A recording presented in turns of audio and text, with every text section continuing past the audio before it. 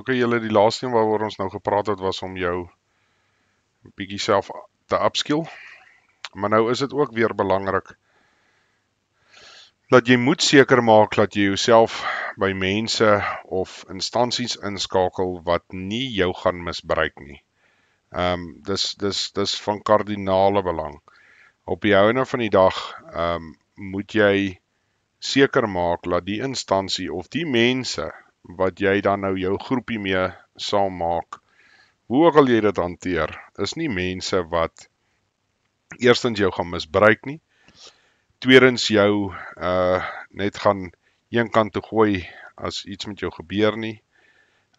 Dis baie belangrik dat jy wel skakeling het met hierdie mense. So weer 'n keer, ek gaan bietjie vanaand meer of vandag, nou sê ek vandag bietjie meer gesels oor groeperinge. Ek gaan nie spesifiek een bo die ander een stel nie. Ek dink nie dis die doel van hierdie hele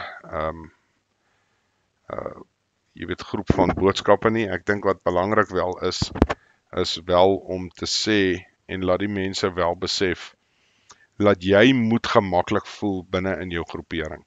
En weer 'n keer, of dit nou 'n instansie is, en of dit is 'n buurt, jy weet jou vriende en familie, hoe ook al jy daarna kyk.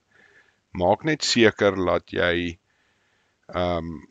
al die elemente dek.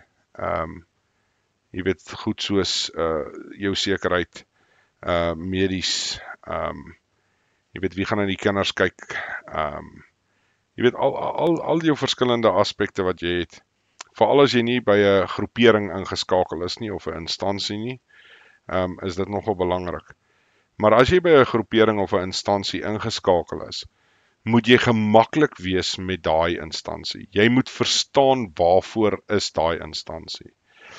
Dit help nie, jy skakel by 'n instansie in en jy wil gaan beklei, maar dis nie wat die ouens se mandaat is nie. En vice versa. Dit help nie, jy wil op die einde van die dag jy weet op 'n boer se plaas gaan werk, maar hierdie ouens se groot funksie is om by die buurt te bly, vas te staan en dan nou jy weet die buurt te verdedig nie. So jy moet verstaan wat is die doel en die punt van elke instansie. En jy moet dan by hulle, jy moet as persoon gelukkig wees met wat hulle vir jou bied. En as jy nie is nie, moet jy vir jou instansies gaan soek wat die moeite werd is. Wat wel net belangrik is, en hierdie is die punt wat ek vir julle wil oordra. Op die ou einde van die dag, as jy hierdie ding op jou eie gaan wil doen, gaan jy dit nie maak nie. Dit is net hoe eenvoudig dit is. Jy as ongelukkig het ons nou maar 'n bietjie van 'n probleem in ons wêreld vandag, as baie enkel mamas.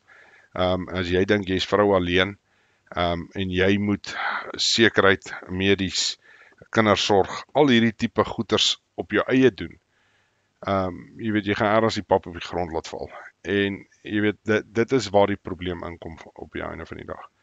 So jy moet die Engelse woord 'n collective amper raak. Vir die eenvoudige rede dat ons gaan mekaar moet help om sekere funksies te kan verrig. Weer 'n keer help dit nie, soos wat ek nou gesê, om alles self te probeer doen nie. Jy gaan nie daarby uitkom nie. Daar's nie 'n manier nie. Maar weer 'n keer mense, jy moet gelukkig wees, veral as jy by instansies is, en jy moet verstaan waarvoor is die instansie. Wat is sy doel, waantoe werk hy? Elkeen van hulle het hulle verskillende aspekte en hulle is redelik breë oor die mark soort van, ek sal nie sê dieselfde nie, maar daar sekere ouens wat sekere mandate het. Weer 'n keer, ek het nou die voorbeelde genoem, so dis belangrik om dit te verstaan. Van daar af kan 'n mens altyd gaan en jy kan dan jou voorbereiding nou op eskaleer na die volgende stap toe. So as jy byvoorbeeld ingeskakel is by 'n instansie wat kom ons gebruik die ouens wat hulle buurt gaan beskerm. So nou moet jy verstaan, die ouens wat hulle buurt gaan beskerm, byvoorbeeld gaan nou sê nou maar argument sal daar was sekere strate toemaak en hulle gaan dan nou wag staan daar by daai strate. Maar nou moet hulle waarskynlik 'n plek kies, een van die huise in die buurt wat hulle bymekaar kompleks sal wees, wat hulle die veiligste sal hou, waar al die vrouens en kinders bymekaar sal wees ensovoorts.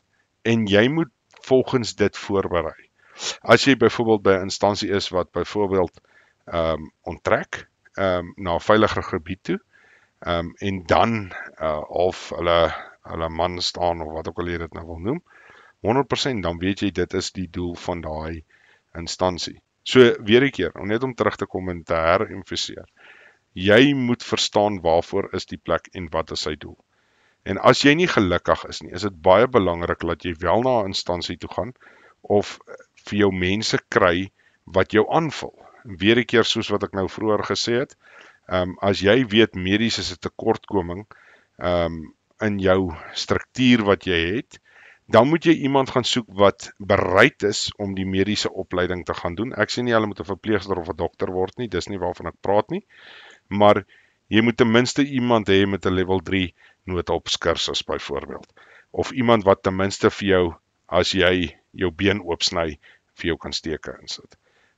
So dit is die konsep waarop jy moet werk. So jy gaan moet identifiseer as jy 'n groep op jou eie is, hoe gaan jy hom aanvul? Hoe gaan jy seker maak dat daai groep suksesvol kan die ding doen?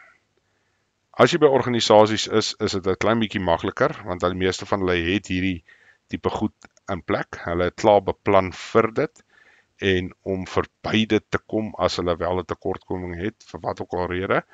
En dit is maar die scenario en hoe hy sal uitspeel. Maar ek wil weer eens net seker maak julle verstaan. Laat dit help nie, jy hardloop net en gaan sluit by iemand aan want Koos het gesê hierdie ouens is alright en dis wat hulle doen nie.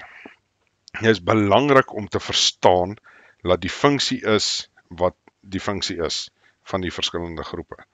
En as jy nie happy is met enige van die groepe nie, soos ek sê, maak jou eie groepering.